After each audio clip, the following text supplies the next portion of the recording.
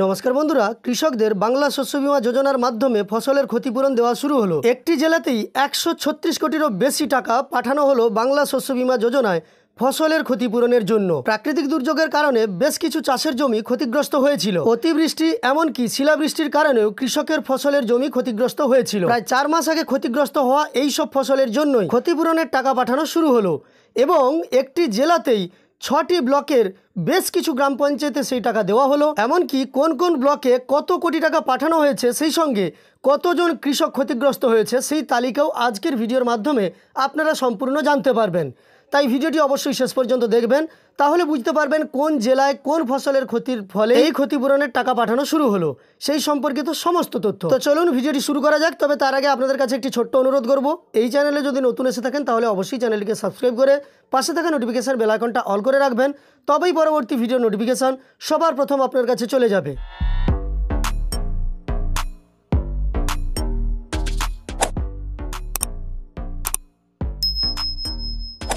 প্রথমেই দেখিয়ে দিই, এই সংবাদপত্রে গতকালই ফসলের ক্ষতিপূরণের টাকা দেওয়া শুরু হয়ে গেছে এই সংক্রান্ত একটি প্রতিবেদন প্রকাশিত হয়েছে।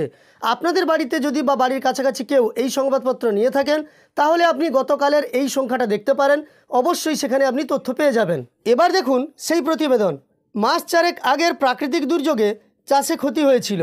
ক্ষতির পরিমাণ নির্ধারণে এবার সেই ক্ষতিগ্রস্ত চাষিদের ক্ষতিপূরণের টাকা দিতে শুরু করলো পশ্চিম মেদিনীপুর জেলা প্রশাসন।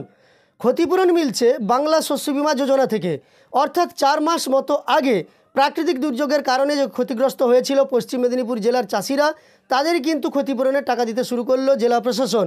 আপনি পশ্চিম মেদিনীপুর জেলা থেকে দেখে থাকলে অবশ্যই কমেন্টে জানিয়ে দেবেন। জেলা প্রশাসন সূত্রে খবর, এই জেলার 6টি ব্লক মিলিয়ে প্রায় 73,000 চাষি ক্ষতিপূরণ পাচ্ছেন।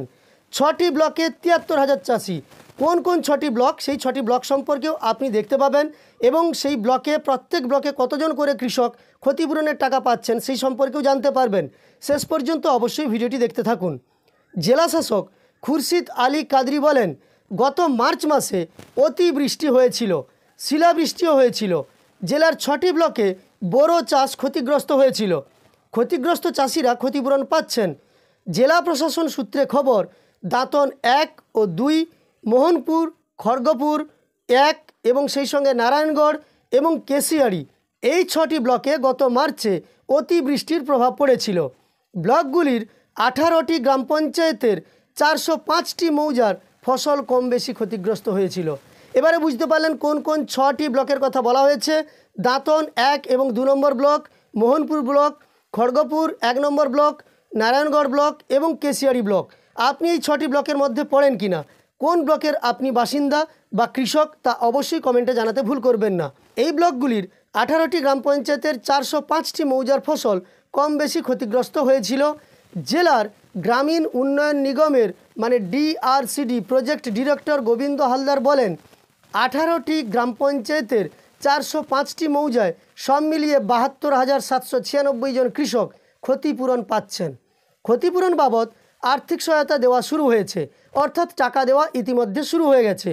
সূত্রের খবর, ক্ষতিপূরণ প্রাপকদের মধ্যে দাঁতন 1 ও 2 নম্বর ব্লকে মোট 27,530 জন, মোহনপুরে 29,072 জন এবং খড়গপুর 1 নম্বরে 1,578 জন, নারায়ণগড়ের 11,509 জন এবং কেশিয়াড়ির 3,107 জন চাষি রয়েছেন। 136 কোটি 77 লক্ষ টাকার মধ্যে দাঁতন 1 নম্বরের জন্য 56 কোটি 60 লক্ষ টাকা, দাঁতন 2 নম্বরের জন্য 16 কোটি 38 লক্ষ টাকা, মোহনপুরের জন্য 48 কোটি 42 লক্ষ টাকা এবং খড়গপুর 1 এর জন্য 4 কোটি 30 লক্ষ টাকা, নারায়ণগড়ের জন্য 5 কোটি 21 লক্ষ টাকা এবং কেশিয়াড়ির জন্য 5 কোটি 86 লক্ষ টাকা বরাদ্দ হয়েছে। যেসব এলাকায় যেমন ক্ষতি হয়েছে সেই মতোই কিন্তু 136 কোটি 77 লক্ষ টাকাকে ভাগ করে দেওয়া হয়েছে এই জেলায়।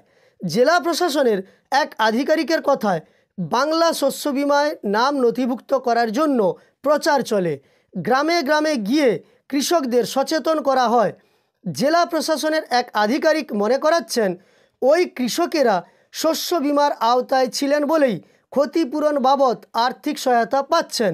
জেলার এক কৃষি আধিকারিক বলেন, নানাভাবে কৃষকদের সচেতন করা হয়, জানানো হয় শস্য বিমার ক্ষেত্রে প্রিমিয়ামের পুরো খরচ দেয় রাজ্য সরকারই। ওই কৃষিকর্তা আরও বলেন, উপগ্রহ চিত্র এবং আবহাওয়া তথ্যের ভিত্তিতে ফসলের ক্ষতির মূল্যায়ন দ্রুত সম্পন্ন হয়। ক্ষতিপূরণের টাকা সরাসরি ক্ষতিগ্রস্ত কৃষকের ব্যাংক অ্যাকাউন্টে ঢোকে।